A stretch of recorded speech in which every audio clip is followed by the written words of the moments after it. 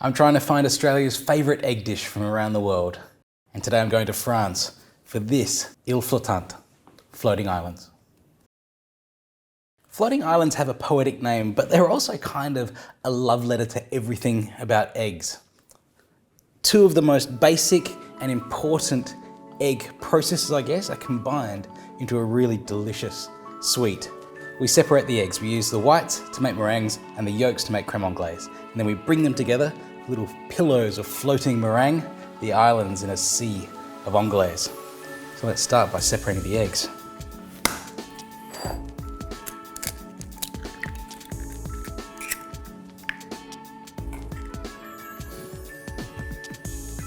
Crème anglaise means English cream in French, and it's basically a custard.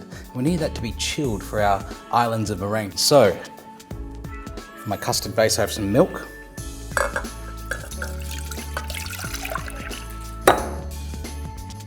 Some cream.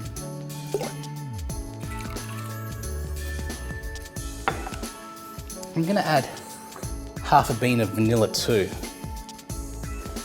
So I'll just scrape the seeds out of that with the back of a knife, transfer the seeds of the vanilla bean into the pot. Now, the bean itself actually still has quite a lot of vanilla flavour in it, so I often put that into some sugar just to keep for a couple of weeks, and it'll give you a nice perfumed vanilla sugar.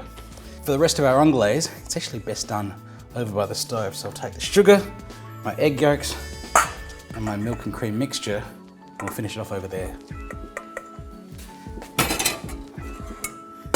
Okay, so the crème anglaise process happens kind of fast.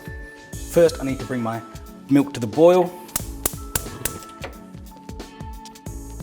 And while the milk mixture is heating, I'll whisk my sugar and eggs together.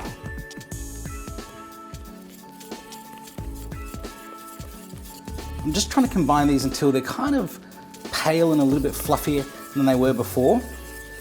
When the milk is ready, I'll add the milk into the eggs.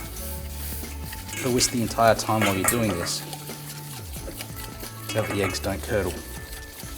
And then the eggs straight back in to the pot, and keep that over low heat, just stirring with a spatula. And you just want to keep working this over low to medium heat until it coats the back of a spoon. That's the consistency you're looking for. Let me show you. Perfect. I'll get this into a bowl, chill it, get ready to make my meringues. I'll strain my crème anglaise to get rid of any bits of egg yolk, and then we can work on the meringue.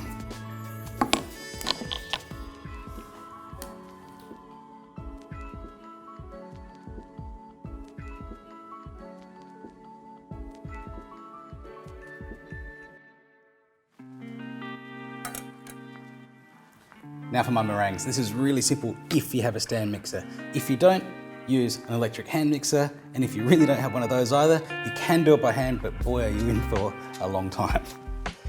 4 egg whites into the bowl of the stand mixer, a touch of salt,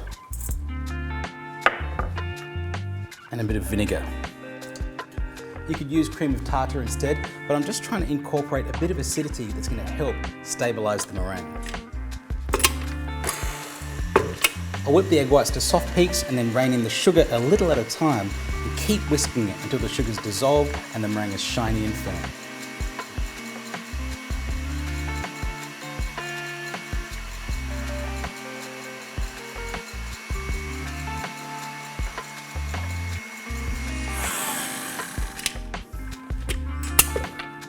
Looks good. Head over to the stove and I'll poach my meringues.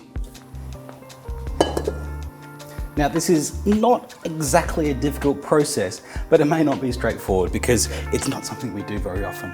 We're going to poach these meringues in some simmering water. So, on a very low simmer, I'll use 2 spoons to shape. They don't have to be exact. Just a kind of a rough quenelle shape. Use 2 spoons, keep moving it from one spoon to the other. Then when it's sort of a rough shape that you like, drop it into the water. Let it simmer very slowly for a couple of minutes, roll it over so it's cooking on the other sides too.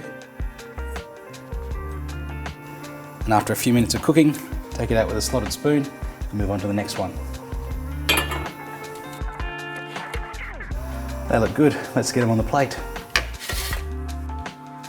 Okay, Time to put it all together. Chilled creme anglaise into our bowl. You can see that's thickened up quite nicely. And one of our islands to float on top.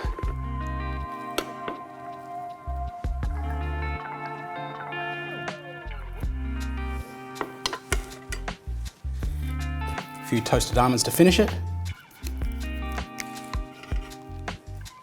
And that's a classic of French egg dishes. Ile flottante, floating islands. And don't forget to vote for your favourite egg dish.